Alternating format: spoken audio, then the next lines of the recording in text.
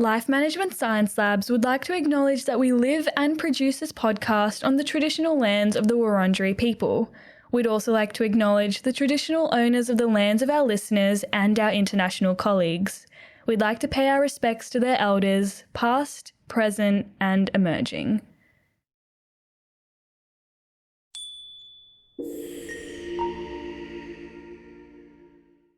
Hello everyone, and welcome to Work in Progress, the Personal Productivity Science Insights podcast produced by LMSL, the Life Management Science Labs. We are champions of life management science, providing structured insights informed by science and inspired by practice on key aspects of conscious living. Each week, we bring you scientific and practical insights on each element with the expert knowledge of professionals in the field. I am your host, Joanna. Let's get started. Hey everyone, welcome back to Work in Progress, our personal productivity podcast. I'm your host, Joanna, and today we are going to be chatting about unmasking the pitfalls of perfectionism in personal productivity. So joining me today is Peg O'Connor. She is a professor of philosophy at the Gustavus Adolphus College in St. Peter. Her training is in moral philosophy, feminist philosophy, and she works a lot on addiction as well. Hi Peg, thanks so much for joining us. Well, hi, Joanna, and thanks so much for having me. I think it's just such a wonderful series of podcasts you have, and to be able to talk about perfectionism today, I think will be really fun and insightful, I hope. Yeah, of course. It's my pleasure to have you here with us. Before we jump into everything, I'd love to hand it over to you if you could introduce a bit more about who you are and what it is you do.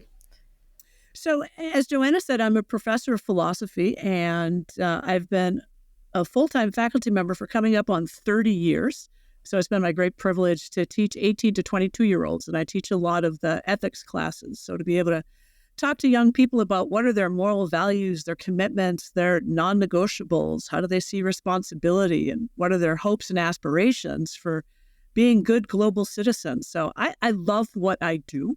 I love what I teach. And a lot of my research has been in moral philosophy, looking at how systems of oppression maintain and reinforce and reinvent themselves, and then how we can undermine them, how we can become dissidents to dominant frameworks that perhaps confer privilege on some and disadvantage on others. And I also work a lot on addiction. I myself am a recovering alcoholic of a good long time, and I happen to believe that Western philosophy, that's mostly the ocean that I swim in, has a lot to offer people who are suffering from addiction and a lot to offer about what recovery could look like.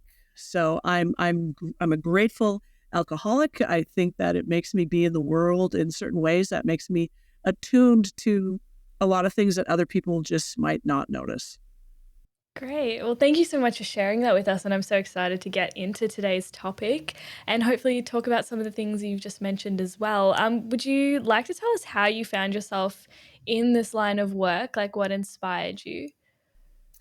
I was one of those students in undergraduate who kept changing her major. I think I had about 4 or 5 and finally settled on philosophy because I was just intrigued with the kinds of questions that philosophy asked. And I fell in love with the philosopher Ludwig Wittgenstein, who is an Austrian philosopher, lived from, I want to say 1889 to 1952. And he just so intrigued me. I really couldn't understand him, but I thought that there was something really important. So as a 21-year-old, I fell in love with his philosophy, and he's still my companion, my intellectual companion. And I'm one of those people who had a false start at graduate school. I went for 3 days to my first program and left during orientation because I didn't know what I was doing there. And so I use that as an object lesson that oftentimes we make decisions out of a place of being afraid of what might come next. And so I took several years to figure out what I wanted to study and where I wanted to study. And it's worked out wonderfully. I love philosophy. I love that I have been able to teach students for low on 30 years, and that my intellectual interests have been able to evolve and change. And I think that's what makes for a good educational experience for students when they have faculty members in their classrooms who are excited by what they do and excited to learn from their students and not just teach them. Yeah, I definitely agree. I feel like here, whenever like my professors have that excitement or they come with like that passion for what they're talking about and what they're teaching us, it makes content just so much more engaging. And you're just sitting there as a student and you're like, wow, like they really love what they do. And it makes the information that you're receiving so much more palatable and so much more enjoyable to receive as well. Which I think is right. And I think about it. So the French philosopher Montaigne, so he lived in the mid 1500s, and his philosophy has really shaped me when he talks about how should we, who are teachers, educate our children. And by children, he meant, little tykes, but he also meant younger people, college students. And one of the things he says is that we have to learn how to help students come to have a well-formed mind and not just a well-filled mind. And he also said that we should treat our students as treasured guests. So I know in higher education in the US, we talk a lot about students as consumers now, which is really deeply upsetting.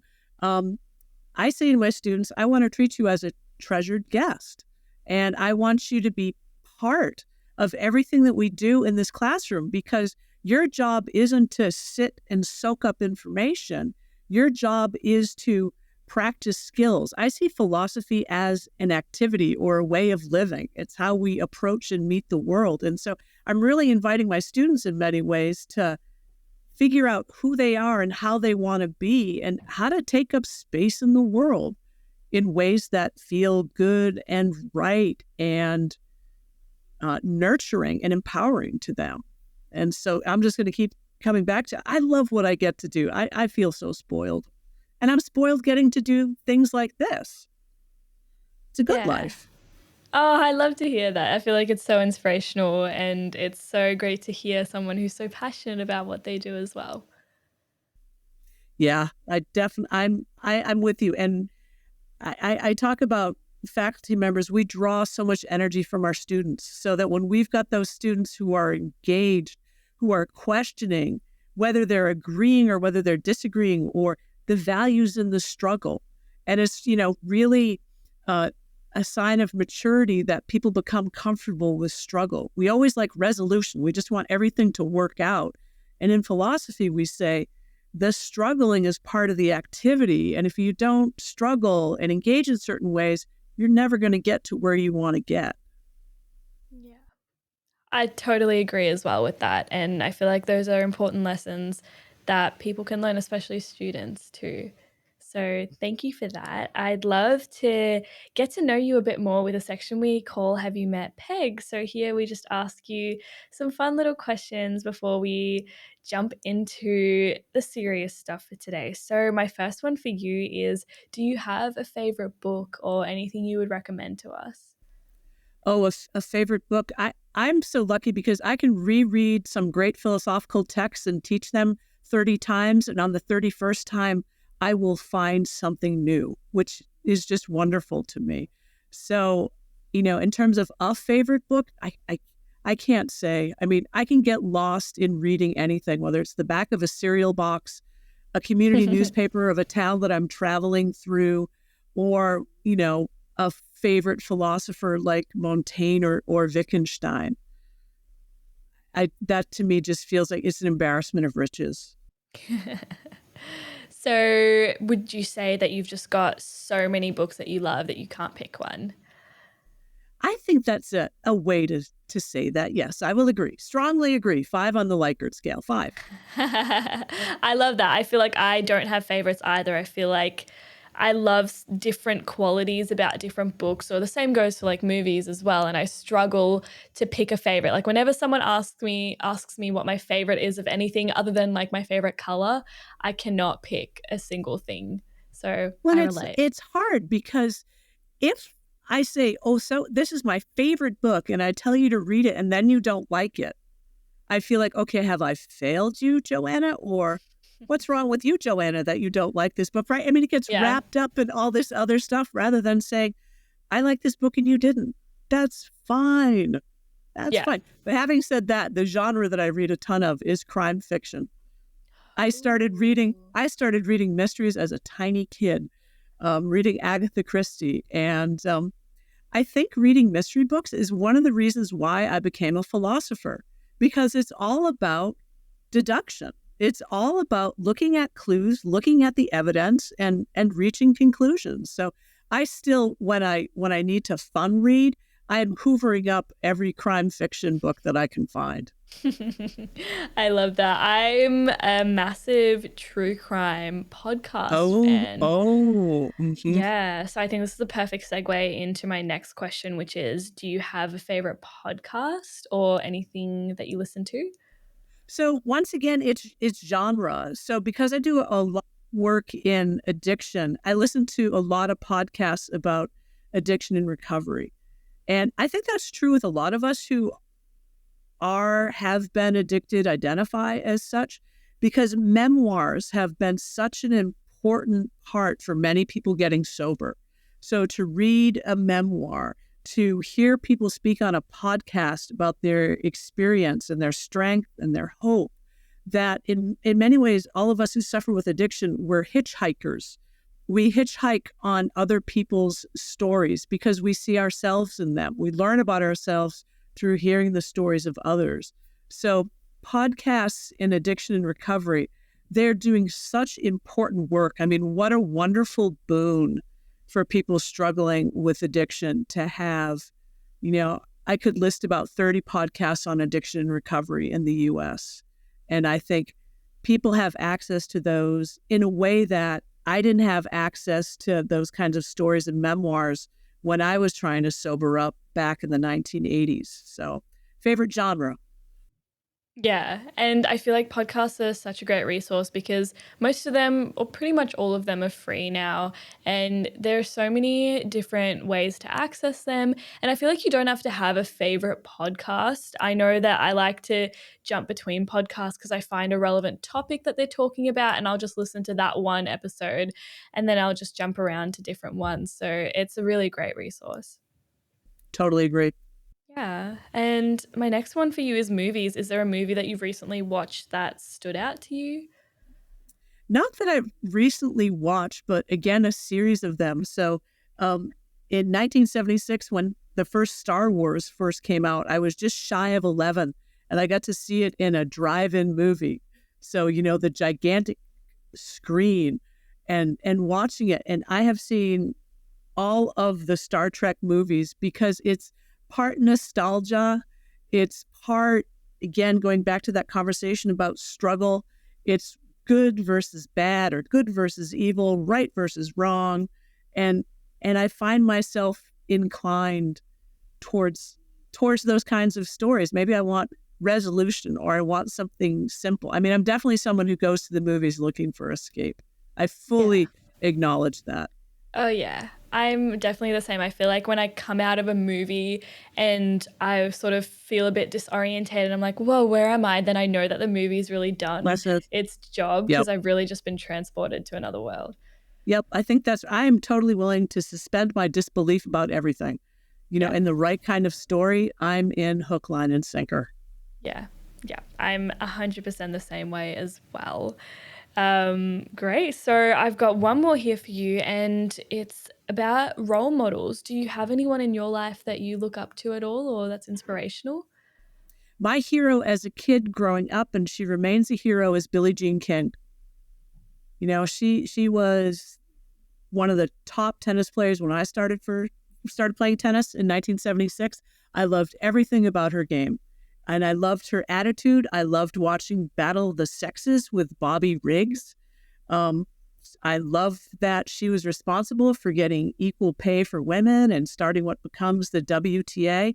And Billie Jean King is still leading all kinds of initiatives on women's equity, not just in sports, but across the workforce. I mean, what she has done, how she has used the game of tennis as a springboard for a much broader political commentary is amazing. So she has been my hero.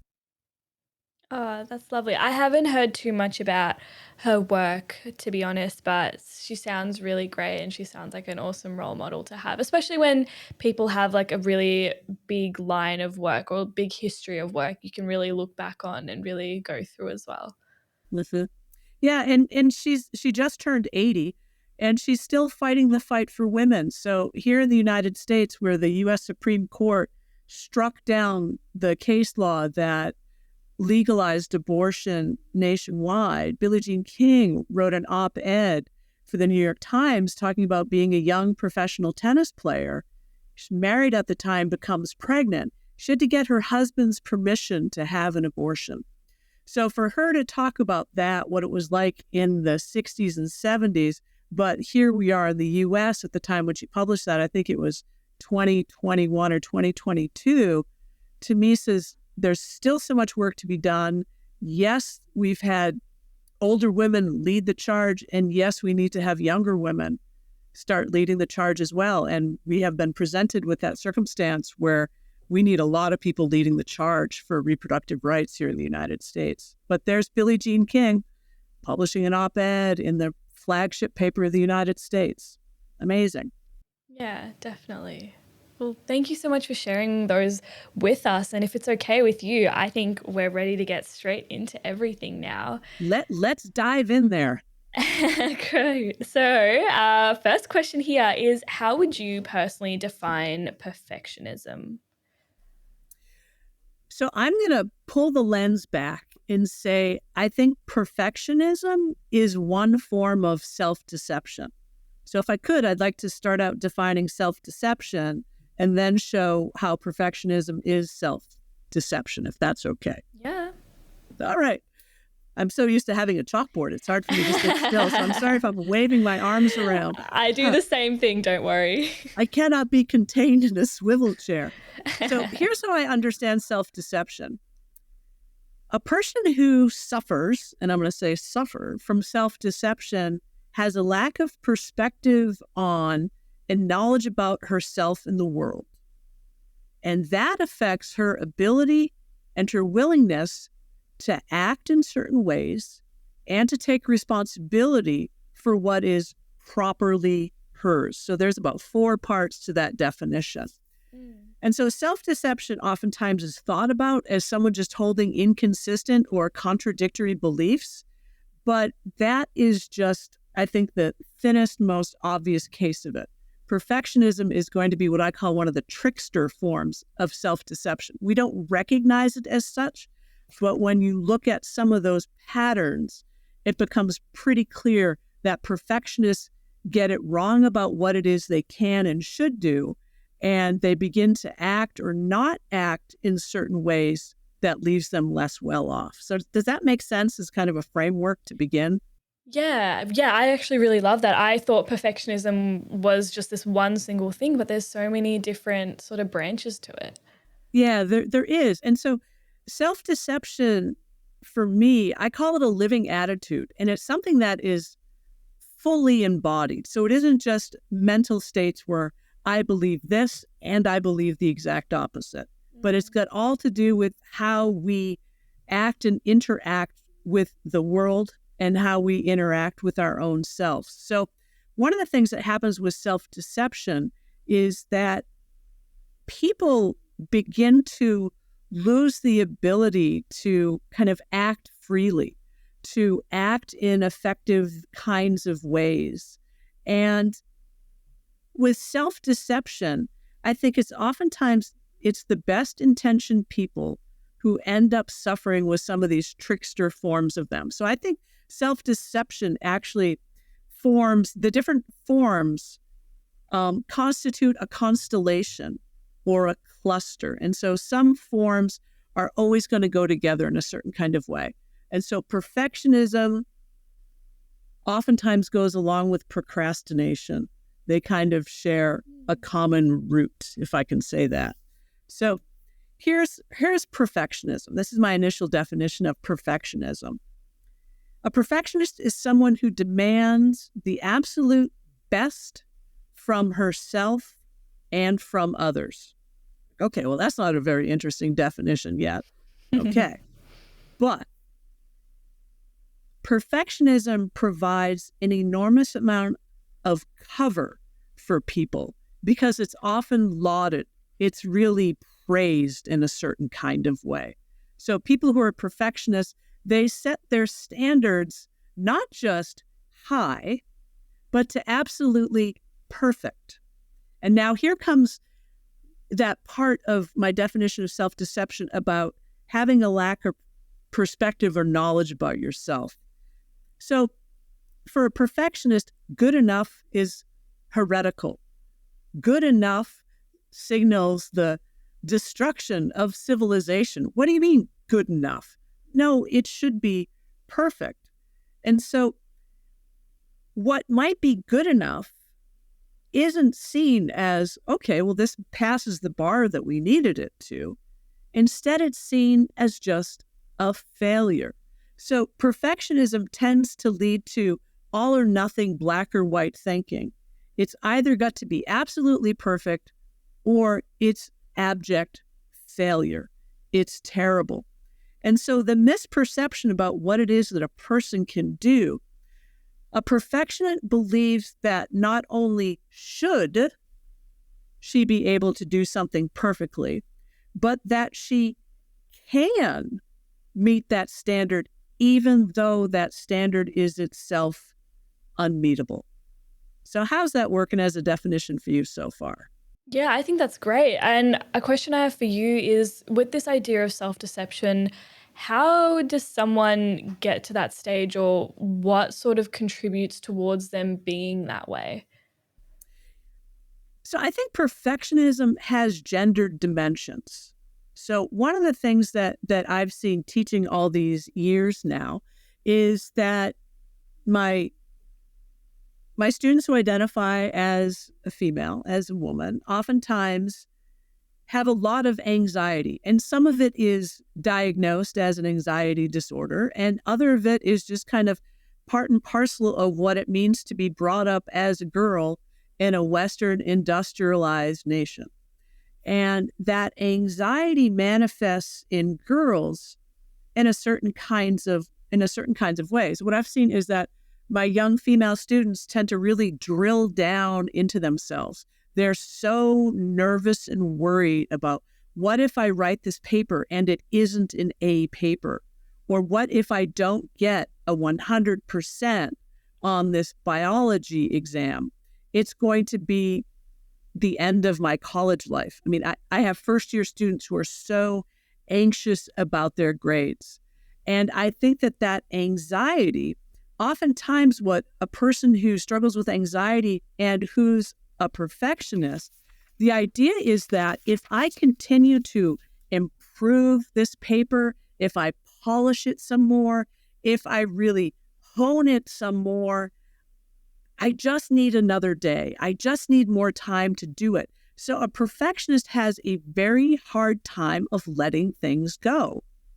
So what I have found is that oftentimes it is my high-achieving female students who will ask for an extension on a paper because they don't think it's good enough, even though maybe their previous 3 papers have already gotten A's.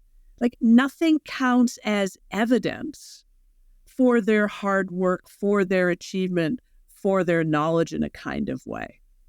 So perfectionism is a lot of busyness. It's a lot of activity that someone might believe, if only I can get my work from here to here, then it will be perfect. But the problem is that standard keeps moving a step or two away every time you move a little closer to it, because something that is perfect is actually impossible in a kind of way. So perfectionism is exhausting in a kind of way because you are super busy, but yet your actions don't have the impact that you want them to have or that you think they should have. So a person can be really highly industrious, but yet that final product isn't delivered. It can't be delivered because it's not good enough yet. So in some ways, to go back to that initial definition, A perfectionist kind of offloads responsibility for the present, like all the hard work I'm doing right now, by promising something better in the future, by promising, oh, yes, this will be better if I can just polish it for another day or two. So it's utterly debilitating, and it's self-defeating in a kind of way. Because if you always expect yourself to do everything perfectly, like I said, if you miss by a little bit, that's a total failure. And that's exhausting. Yeah. And do you think that perfectionists struggle with acceptance? Oh, I think acceptance on all kinds of levels. I mean, I think one of the hard things about being a perfectionist, and I'm not talking about those perfectionists because I have strains of it myself. I mean, I think a lot of us do have particular strains of it in some area of our lives and maybe not in others. And so whatever we determine, this is going to be my channel where everything has to be absolutely perfect. These other things I'm not going to care so much about, but boom, when I'm in this bandwidth here, everything needs to be perfect. It just becomes a way for people to beat themselves up so easily because you're always going to fail on some accounting, on your own accounting. There's no escaping your own judge and jury when you're a perfectionist, even if, or especially if, other people might be praising you for the great work you've done. If you've got in your head, yeah, but it wasn't perfect, or yeah, I know I can do better, you're always going to be in a place of fear, or you're always going to be waiting for the next thing to come in where, oh, you're just gonna fail again. It's brutal. It's absolutely brutal. Yeah. And I guess then would you say perfectionists are afraid of the future? I think they are afraid of the future, and sometimes afraid of the present too, because one of my favorite expressions that I use on my own self is the fraud alert in aisle 12. A lot of us feel like I'm going to be exposed for a fraud right now because this isn't perfect right now. I mean, it might be in another day, but right now it's not perfect. Oh, everyone's going to see that, oh, I'm really not as good as they are, or that people think that I am, or I'm not as accomplished, or, I've got that poser syndrome. So yeah, time gets stretched and compacted all at once with perfectionism. It gets stretched because we think, oh, this could be better in the future, but it gets compacted because in this very moment, right here, right now, I know what I've done. It's not good enough. And that, I mean, in terms of what that does to a person who is maybe on a team, on a work team working on projects together, it can really affect the quality of her relationship with others. I mean, in several ways, which, probably people who listen to your podcast are aware of. I mean, we've all done group work where you've got the type A personality who's going to drive that project right where she wants it to go. And you can either get on board with her or him or them, or you're going to get run over. So, I mean, there's that. And the perfectionist may tend to not trust the work that others are doing. And so they undermine their coworkers or their teammates. And then their teammates know that this might happen. So they might say, why even bother? She's just going to do it how she wants to do it anyway. Or they become so afraid of, her gaze, her assessment of what she's doing, that they can't do their own best work either. So perfectionism, yes, it's a property of a person, but it quickly kind of seeps out or kind of steeps like a tea bag, throughout an entire work group or even throughout an organization in a broader sense.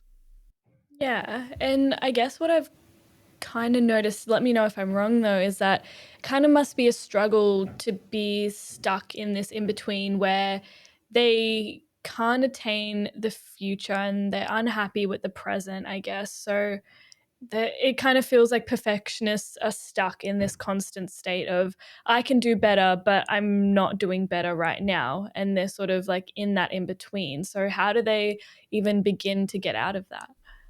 Yeah, I think that's tough. And oftentimes when you are right in the middle, so, philosophers talk about the relationship between the forest and the trees. I mean, how do you know you're in a forest when all you can see are these trees around you? Um, Acknowledgement is always the first step. I mean, I think it's very hard because, again, perfectionism, being demanding, having exacting standards can garner a lot of praise for people, right? It's like, I want to be like her. I mean, she is so good at what she's doing. She's so hardworking. When she writes a report or, she creates a project, it's top shelf. It's the best ever. And, I think for someone to recognize, even if it's just for a tiny little slim glimpse, that that's what she's doing. Anything you can do to interrupt that cycle, because perfectionism is a habit. It's a way of being in the world. And the thing about habits is they become unconscious and unthinking, and you just automatically put yourself in that gear. And like that project manager, you just start driving and moving. What happens when you start to notice, people are flagging you down, or you have this kind of insight? If it makes you pay attention to something other than how hard are you working to produce this perfect thing, I think that's a really important part of that, because I think perfectionists oftentimes become more isolated in a kind of way. Either they think they're better than everyone else, or they think they're worse than everyone else, but people just haven't found that out yet, so they're constantly in this state of fear. And so I think there's a tendency to kind of disconnect or distance, and in its worst forms, isolate. You isolate from others, and suddenly your world collapses down to there's you and your work. And given the ways that, I've been talking about, gosh, to peg your self-worth, your moral worth as a person, to reaching ideal standards, that's always going to result in feeling like a failure. And that's tragic. Yeah, definitely. So how does all of this impact our like productivity in our personal and professional lives? I think sort of in our personal lives, it means that we're never fully living in the present. So we're always thinking about what the perfect product will be in the future.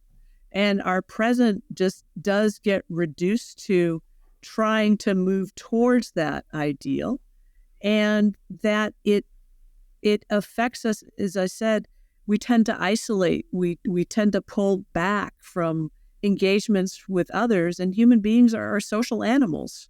We need communion. We need connection with other people, because other people help us to stay grounded. And the philosopher Aristotle talks about the ways that self-knowledge is social.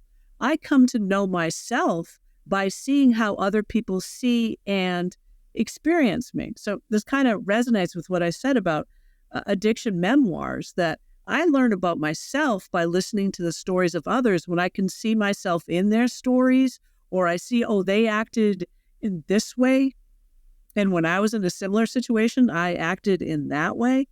So we are social creatures. And if we don't have those reality checks, if we don't have those opportunities to grow by being in relationship to others, I mean, that fundamentally harms our humanity, is what many philosophers, we're not being fully human. And I think that's right. And that's why I have enormous empathy for people who struggle with perfectionism or with procrastination. So procrastination and perfectionism, they kind of merge into each other, because procrastination is always, I just have to do a few more things and then I'll do it. And then. But if you try to live your life in that and then space, you're never going to have anything, because that if then space doesn't really exist. And so, personally, I think it makes people collapse down into themselves, and they lose what a lot of moral philosophers talk about is natural moral goods like love and connection and joy and challenge in a kind of way. I think perfectionists can become hardened in a certain way where they don't want to be challenged because any new activity is one where they won't be good at right away. So I don't want to do that. And so it keeps people from growing with their personal interests and their relationships. Does that make sense? Yeah, definitely. And I feel like that can be such a struggle because there could be so many great opportunities that you haven't tried yet, but it's just overcoming that fear of, oh, I might not be good at it, or it might take me a while to get good at that or find my place in that thing. So, how do we overcome that fear of the unknown and be okay with putting ourselves back out there to try the new things? So one of my favorite philosophers is American philosopher William James. And he wrote on a variety of subjects. But he was really interested in spiritual experiences. And why is it that he argues that spiritual impulses are as natural and as innate to us as our biochemistry, as our physiology, as certain material things about us. And he says, some people have spiritual impulses that burn really brightly right in the, I love this expression, habitual center of personal energy. So 1902, if that doesn't sound totally new wavy right now. Some people have those impulses that burn brightly. And so there are people, he said, who always kind of have an expansive attitude towards the world, where possibilities are opportunities for good things, that there's an expansive sense where I want to grow, I want to learn, I want to be amazed by this world that's around me. I want to find out more about myself. I want to do a deep dive into my own being. And he says, and you might find within yourself a heaven that the religions can't even begin to describe. You may already have that inside of yourself. And so James is interested in faith. And by faith, he doesn't mean belief in some kind of God or other deities or anything like that. He defines faith as a willingness to live on maybes and possibilities where the results aren't certified, the results aren't guaranteed in advance. So you can have faith about anything. Sure, some people have faith about there's a God, this is going to be my relationship to God. If I believe in heaven, I'm on the fast track there. And other people don't believe in any God at all, but they believe in humanity has such potential. I believe in human decency. I believe maybe even that I could be a better self. Beliefs like that, he said, are expansive. So, how to talk to a perfectionist, how to think about, so for me to think about my own perfectionism and the strains in my life where I have it, is for me to say, am I willing to take a chance that I might not do well on something and not have it be an indictment of my total moral character, but have it be, guess what? I, Peg O'Connor, have absolutely no artistic ability. I can't even color. I was that kid in art class in elementary school who would get so nervous because I just wanted to be in gym class. That's what I loved best. Let me play kickball. But, for me as an adult learner to be able to say, I'm going to probably stink at doing this, but you know what? I've always wanted to try. So as I'm getting closer to my retirement, I think I have always wanted to learn how to play the fiddle. So I think, why not, so I'll retire when I'm 62.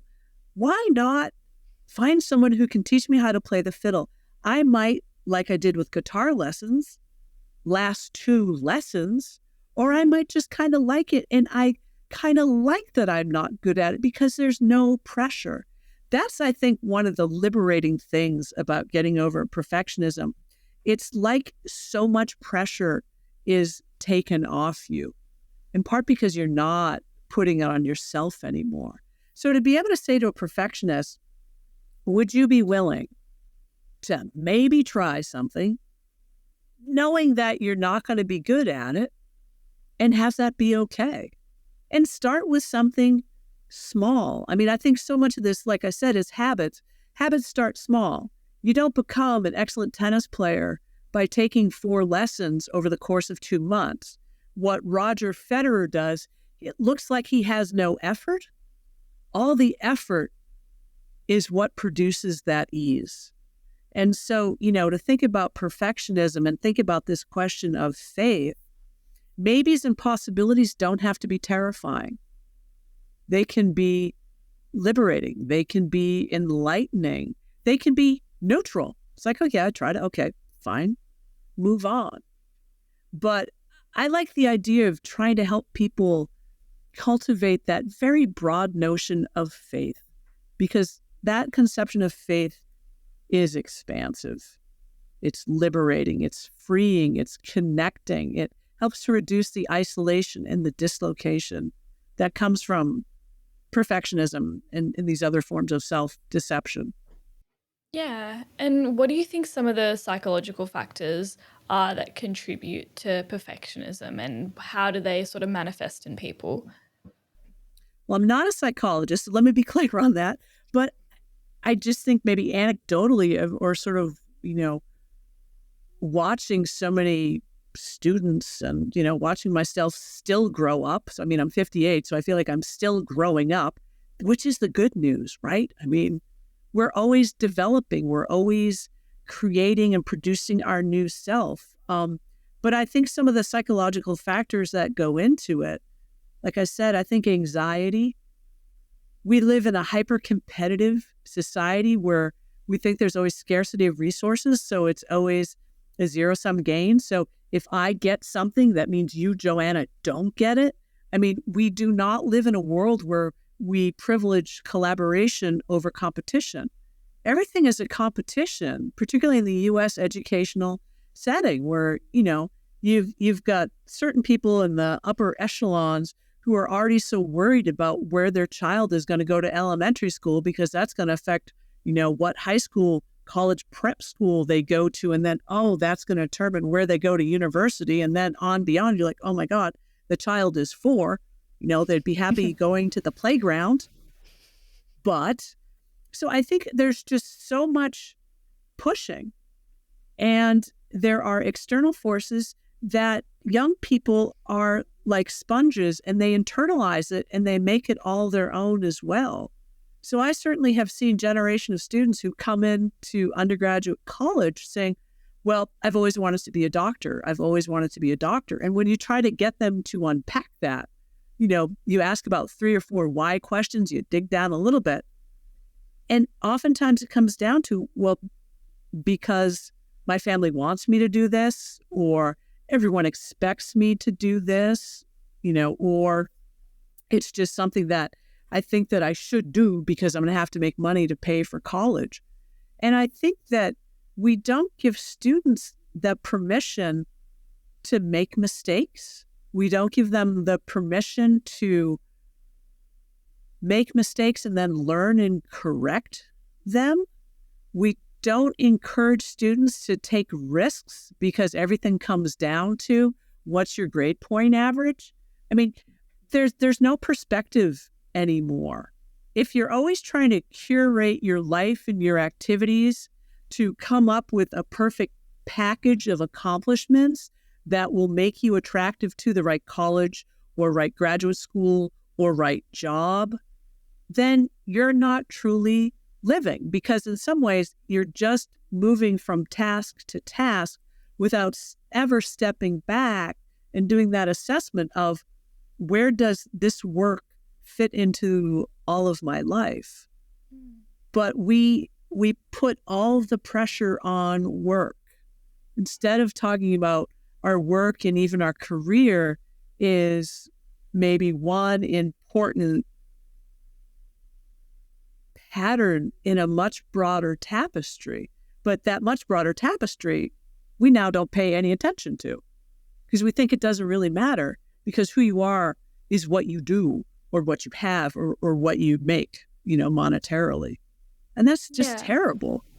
Yeah. No, I definitely agree. So Are there any tips that you might be able to share to help individuals overcome perfectionism and how it kind of affects them in their daily life?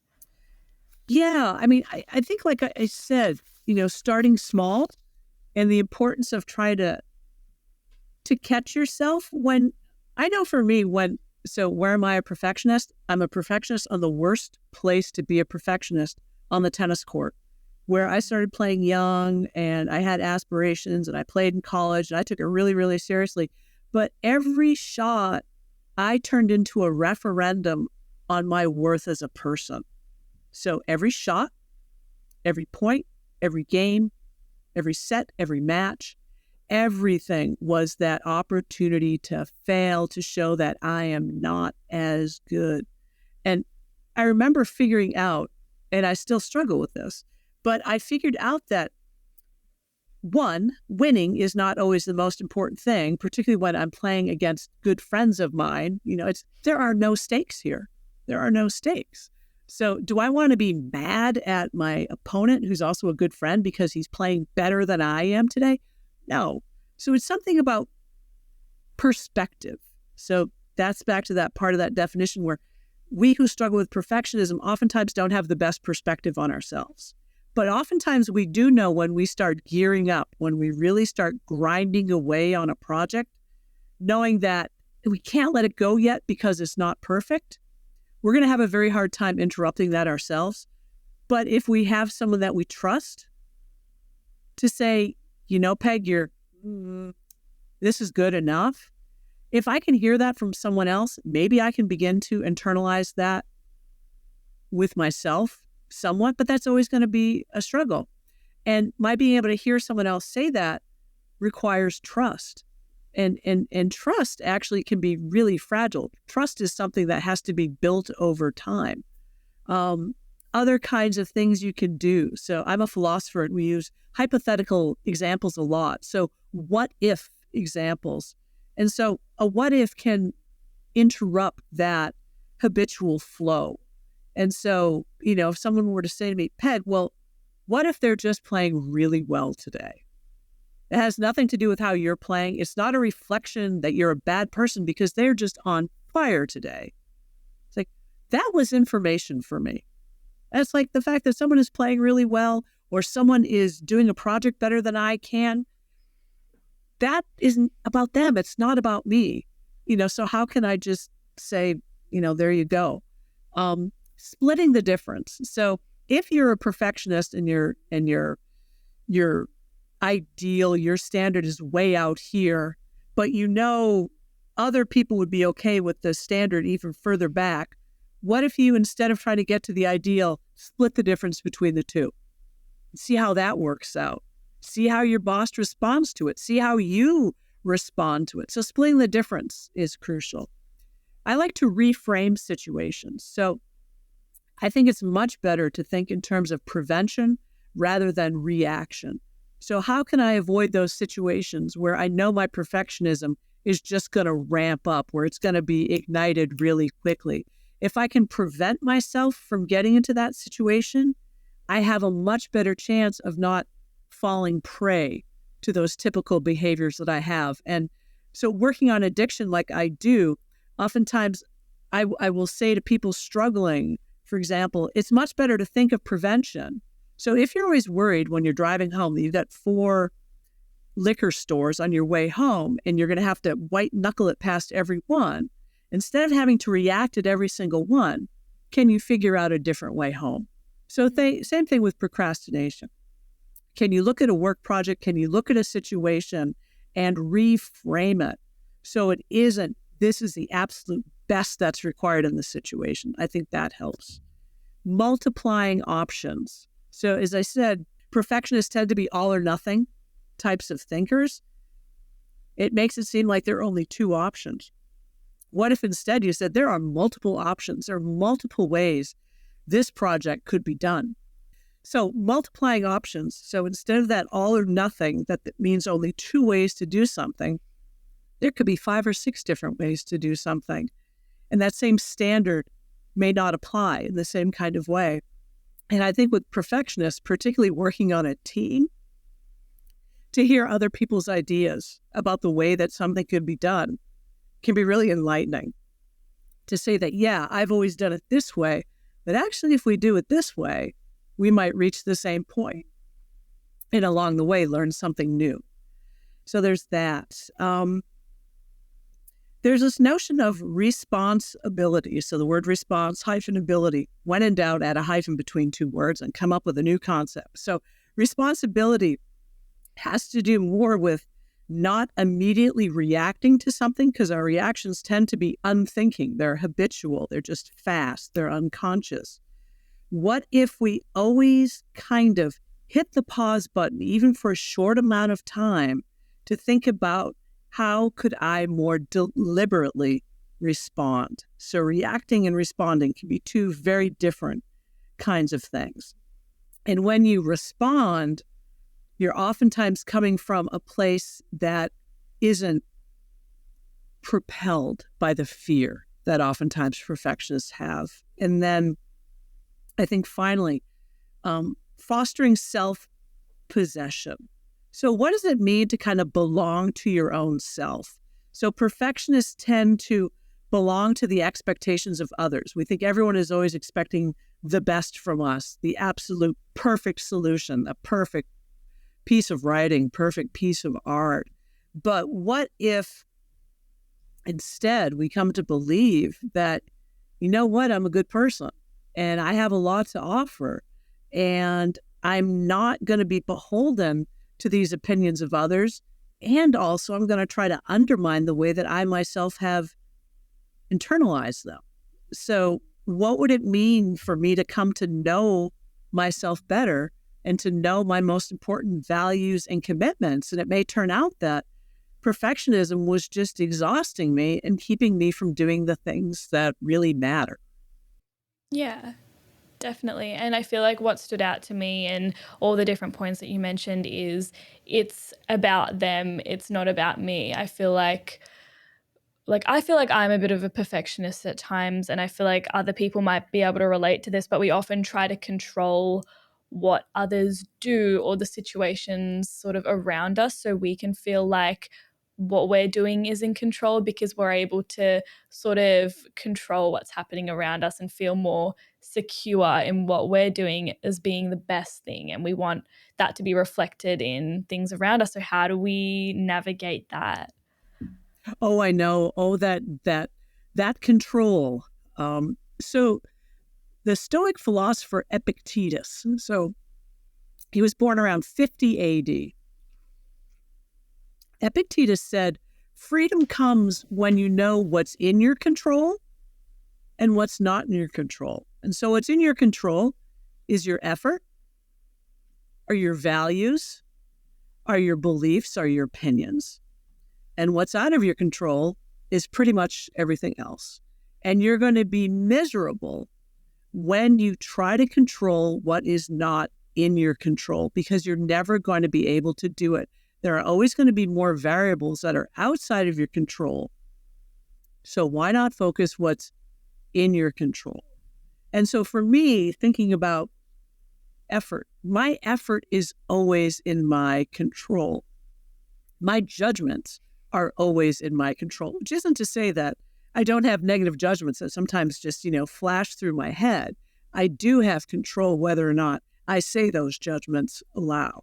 We make ourselves miserable and we make others miserable when we try to control them. And one of the best insights from Epictetus is we should want what happens, and we shouldn't focus on what we want to have happen. And so if we can be okay with how things are, then we won't be miserable. But if we're always saying, what if, or only if, that comes back to that point of we lose ourselves and we lose the present. So knowing what's in your control is probably one of the most important sources of avoiding misery and having the potential to be happy. Yeah, 100%. I totally agree with that. And Like, obviously, it can be harder to put into practice when you're so used to those thought patterns and your brain just knows how to work against you as well. Oh, yes. We can be our own worst enemies because we are predictive machines in many ways. And so we just get so accustomed to doing things always in this order. I mean, think about so many things we have to do unthinkingly. You know, when you stop and try to put your shoes and socks on in a different order from how you usually do, everything becomes all weird once you get out of your normal pattern ways of acting. But once you get out of your normal pattern ways of acting, that's exactly when you can see more possibilities and opportunities, because we tend just to get so focused. We get on that path and we never look left or right. We're always looking ahead, like, oh my gosh, how am I going to get this done? Or we're busy looking behind, because I think regret can be part of a perfectionist's torment as well. They can regret something that they didn't do perfectly, even if it were, 45 years ago. And so to hold on to things like that all goes into, if you're weighing things on a scale, oh, that's just one more failure, that's one more disappointment, boom, slam down go those plates. Yeah. Brutal. Again, it's just brutal. Yeah. And then comes in those like what ifs, like, oh, I regret doing that, but what if I did this instead? Or what if I have the clarity I do now to have done that better? And then it's just this spiral. And I guess perfectionists spiral a lot because their minds are kind of always working against them. Yeah, they are. I mean, maybe if perfectionists do one thing perfectly, it's that they spiral. Right? That seems to be the natural movement of it. I mean, Yeah. which is just, I think about all the great works of art, of literature that we don't have because some people just couldn't let go of them. And you think about, okay, great works of art, all that is not great. But on the more local front too, I mean, the good works, the contributions that people can be making in any walk of life, but they hold themselves back. They hold themselves back. They don't need anyone else to hold them back because they do such a good job of it themselves. And that's painful. Yeah. It definitely can be. And it really sucks when you have that sort of awareness of, I know the things that are holding me back and they are attributed to my perfectionism and they do hold me back from being as productive as I can be, but I'm stuck in these ways and I don't know how to get out. And I feel like that in itself is very tragic as well. Oh, I totally agree. And self-knowledge can be a virtue, and it can also be a burden. And it's a burden when you know something about yourself and you know that you could and even should change it, but you keep yourself from doing it. Yeah. Because at the end of the day, you will always sit in judgment of yourself. And that's, I think, exactly when those the shoulds and the coulds and the woulds and the if onlys and the what if, those are the sorts of things that you'd be susceptible to run through your mind at 3:00 in the morning.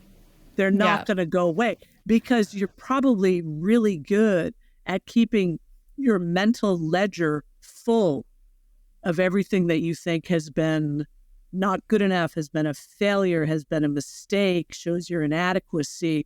I mean, we get so good at cataloging those, and we lose ourselves in those. And again, that's that kind of contraction dynamic where you start to just collapse into yourself with all that's wrong with you or all that's wrong with other people. If you're the perfectionist of the stripe who demands perfection from everyone else too, and then the coworker who says, you know what, no, this is good enough. I mean, that person, the perfectionist would never want to have on their team, would never want to work with. Yeah. And so, here come those workplace dynamics. Yeah, definitely. And We have a section now called Practices and Habits, and I'd love if we can take some of what we were just talking about into that. So do you have any sort of strategies that you recommend specifically to help work on, what we've just been talking about? So, for example, that desire to control others, that sort of, capacity to always fill your mind with these things that don't help you, those types of things. So I'm outing myself here as someone who is very good at listing all my negative attributes and all my failures and all the things that I should have done, 35 years ago in college. I still, I'm so harsh on myself about my undergraduate collegiate experience where I didn't think I worked hard enough or studied hard enough. What an opportunity I had. I was also a raging alcoholic at the age of 19. So, my older self says, yay, Peg, you survived. You're still alive. You got through college. So what is it like I'm listing all the negative things about me. What is it like to try to come up with maybe just one for right now, one thing that isn't half bad about me? Never mind, like totally positive about me. That might be a stretch. But what about one thing that's either not half bad or maybe neutral? Because we've cultivated that ability to list our wrongs. We have to pay equal attention to cultivating an ability to see something positive about ourselves or about others. So, I think that's one very concrete thing to do. And I know that a lot of people, certainly in recovery, they keep a gratitude journal. What's it like to think about 3 things today that I'm grateful for? And it could be, I didn't burn the toast, my bus ran on time, and I have a great dog. Because when you start cultivating gratitude is expansive. It makes you pick your eyes up and look at the horizon and look left and right. So I think cultivating gratitude is really important. I think it's important to put yourself in safe situations where you don't have total control. You think about it, we do that all the time anyway. When we're walking on the streets, we don't have total control about what drivers are going to do. When we eat groceries, the food safety isn't always in our control, but yet we're willing to eat. I think it's interesting to do an assessment of where control really, really matters to you and where you're willing to not have some control, to give up some kind of control.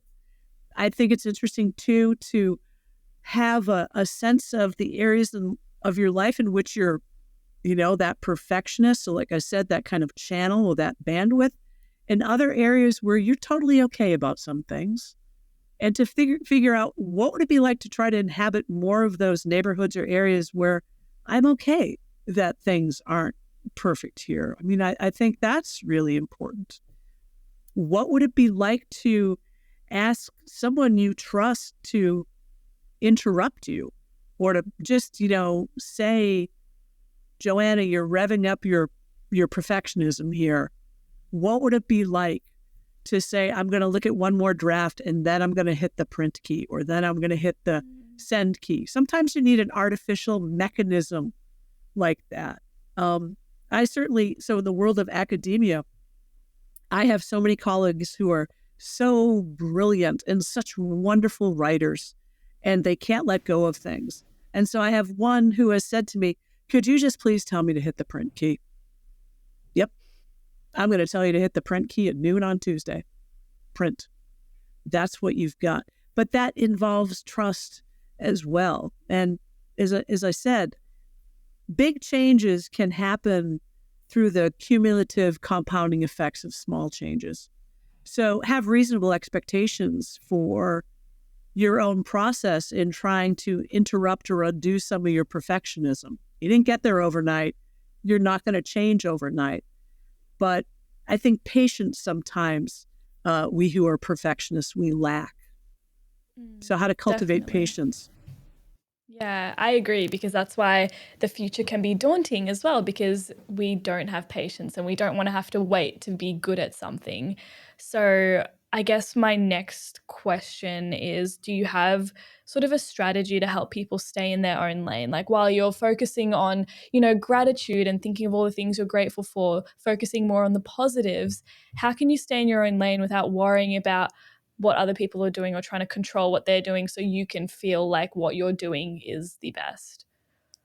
I think that's one of the greatest challenges for all people, perfectionists or not. Because like I said, we're social creatures and we take on the expectations and the views of others and we take them on and we make them our own. They become really comfortable clothing for a lot of us.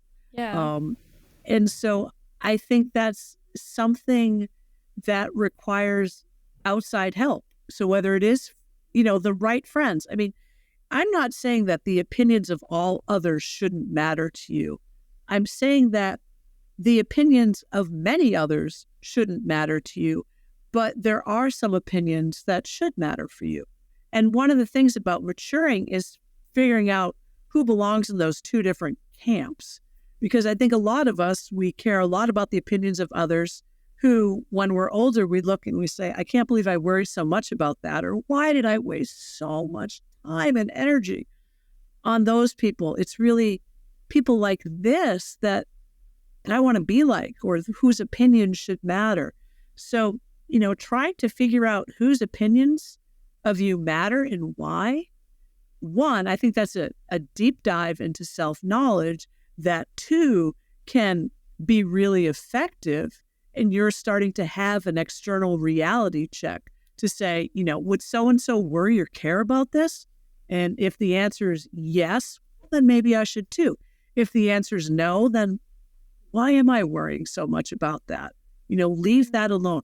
But we just need so much practice in doing that. And I think it's gendered as well, because I think in Western industrialized nations, women are socialized to always put the needs of everyone else first, to defer to others, to not take up too much space, to try to be the perfect mother, the perfect wife, the perfect daughter. I mean, all these sorts of things. So I think there are gender dimensions there as well that, we have to pay attention to. And I think that is a great struggle for many of us to be able to say, okay, yes, I know maybe this is what you want or expect me to do, but I'm not willing to do that anymore. Or I want to change this dynamic. It's not good for me.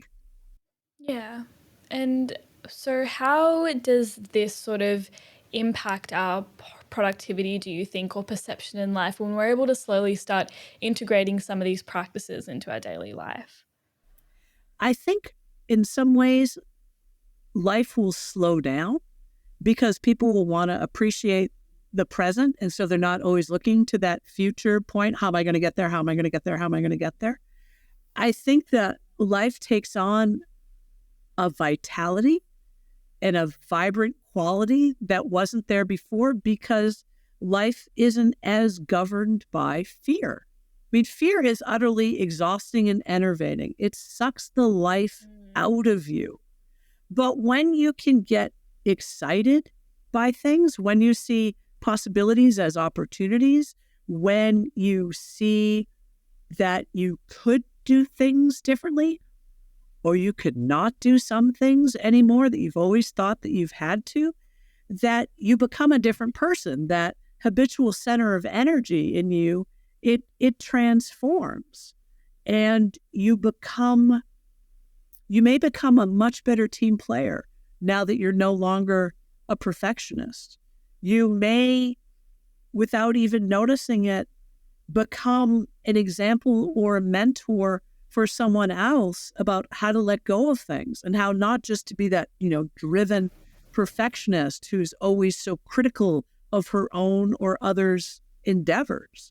I mean, you do become a new kind of person when you decenter the need to be perfect and to accept limitations. I mean, that's one of the great things that I've discovered about getting older. I'm always with 18 to 22-year-olds and they look at me like I'm crazy.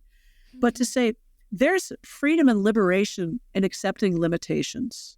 And they look at me like, what? No, freedom is to be able to do whatever it is that you want to do.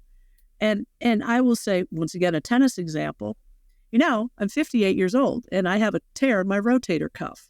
I have not aced anyone in probably 20 years. I don't try to smack my serve as hard as I can anymore. Try to get it in, I'll try to place it, but I'm no longer trying to get aces, and what a relief, because I just can't do it anymore. And my body can't do certain things anymore. So it's not that I'm giving up, but there's a grace in accepting limitations. And it's up to each of us to figure out what our limitations are. And then to go back to Epictetus, it's within our control about how we respond to those limitations. And I think perfectionism is ultimately a limitation on some people.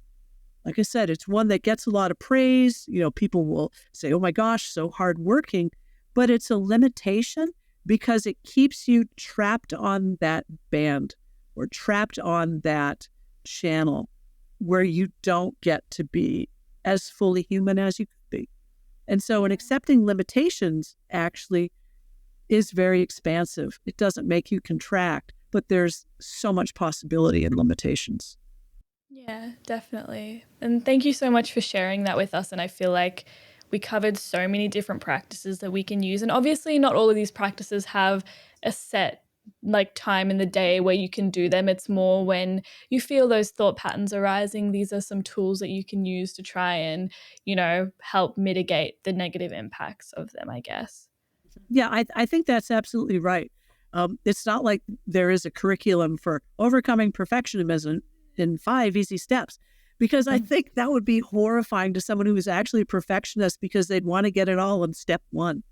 Yeah. And so what if they do all 5 steps and they still struggle with it? It's like, oh, so there comes that cycle. Yeah, it's definitely. Trial and error, and it's kind of vast and broad. Yeah. And that doesn't have to be scary. Yeah, exactly. I mean, sometimes it can be scary because you're like, I will fail if I try one of these things. That's a high possibility. But also I could find something that really works for me, but I need to try so I can find out what that is. Yeah. So Are you willing to try? There's that definition of faith. You just put it right out there. Are you willing to try? Yeah. And if you're not, you're always going to be stuck. But if you are, you may make some significant changes. Yeah. And that's such a perfect note. So thank you for that. We now have our last section for today, which is our open mic. So I'd love to hand it over to you to talk about anything that you would like to. So I do work a lot on addiction. And I've said that I think people who struggle with addiction tend to be perfectionists. And I'll speak for myself here. I was a perfectionist in certain areas of my life because I thought that I could atone or make up for all the other areas in my life in which I was screwing up colossally. I thought if I could be really good in 1 or 2 areas, all the areas in which I was messing up, I'd get a pass for. And that's a really dangerous way to think. And I know that even in recovery, many of us still struggle with perfectionism because we want to do recovery perfectly. We want to make our amends perfectly. We want to live the best possible life because we've overcome this really hard thing perfectly.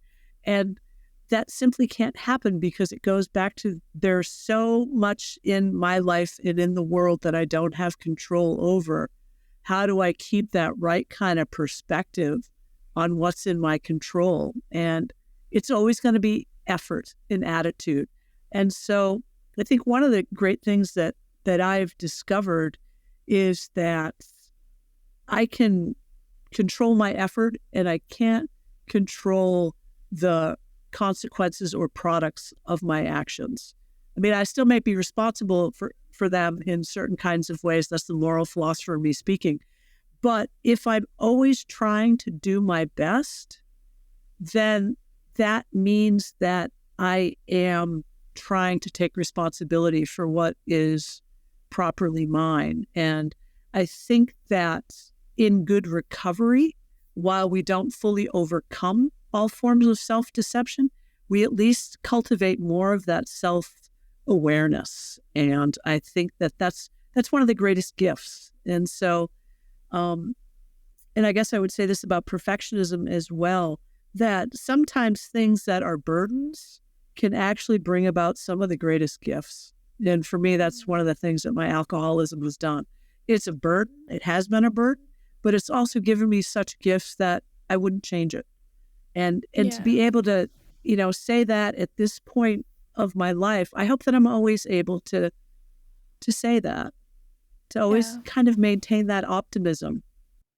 Yeah. And I feel like that's what perspective does to things. You can turn those things that may seem like they're entirely negative into something that's positive and something that's afforded you a chance to grow and develop. But I feel like it does take time to let those things happen. And, like we talked about, perfectionists aren't the most patient people, so they might not want to give it that time. But I think sometimes you don't have a choice. Like, life is going to go on, the months are going to pass, and then you're going to look back and you'll be like, okay, I did give it that time because I had to, and now I can see how that was a good thing. Yeah, we can't always see good things right in the present. And that's the benefit of perspective, and that we have to be, like you said, it is a matter of patience. So how do we learn to be patient with ourselves and have patience with life? Because life doesn't operate on my timetable as much as I might try to make it. Yeah. It doesn't. Yeah, definitely. Well, thank you so much, Peg, for having this conversation with me. I feel like we covered so many different aspects, and I feel like perfectionism is so relatable, even for people who don't identify as being a perfectionist. I feel like there's so many different qualities and attributes that people can relate to that they might feel like they have, and sometimes you feel really stuck in those ways, but knowing that there are ways out of it is really comforting. And also just knowing that it's not easy to feel that way, and like acknowledging that is so important too. I think that's right. I mean, I think we all hate to be uncomfortable or to, dwell in discomfort, but sometimes that's just what we need to do, what we have to do. And to be able to think that I have to do this, moreover, I get to do this. And that's, not just that I have to do this, but rather I get to do this. So each of us gets to work on him or themselves. How great is that? We get to do that. What a privilege. It's not a burden. It's a privilege.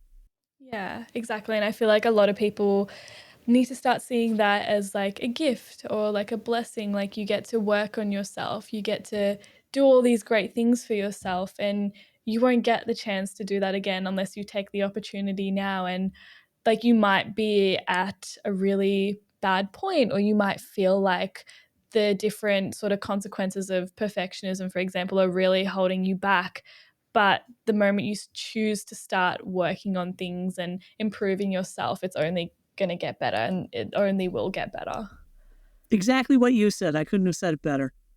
Well done. Thank you. Well, that's what I learned from having this conversation with you. So thank you so much for joining us today, Peg. I appreciate it. I really do appreciate your taking the time with me tonight. Yeah, of course. It's been an absolute pleasure. Now, for everyone listening, if they want to find out a bit more about you, where can they go?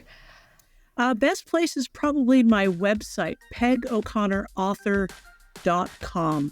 That has links to different works, for a blog I write, to different podcasts, to various books, stuff like that. That would be great. That would be the one-stop visit. Great. Thank you so much for that. And if you missed that, don't worry. We've got all of Peg's details down in the description below. But to everyone who's tuned in, thanks so much for watching, and we'll see you guys next time. You have been listening to Work in Progress, the Personal Productivity Science Insights podcast produced by the Life Management Science Labs. Listen to episodes from LMSL's 10 Life Management Perspectives on Apple Podcasts, Google Podcasts, Spotify, YouTube, or other podcasting apps on your smartphone. If you enjoyed this episode, please consider rating our show, sharing it, and subscribing to our channel, as it helps other people find it and us grow to bring you more quality resources. More of our work can be found on our website, pp.lmsl.net, where you can join our movement. I'm Joanna. Thanks for tuning in.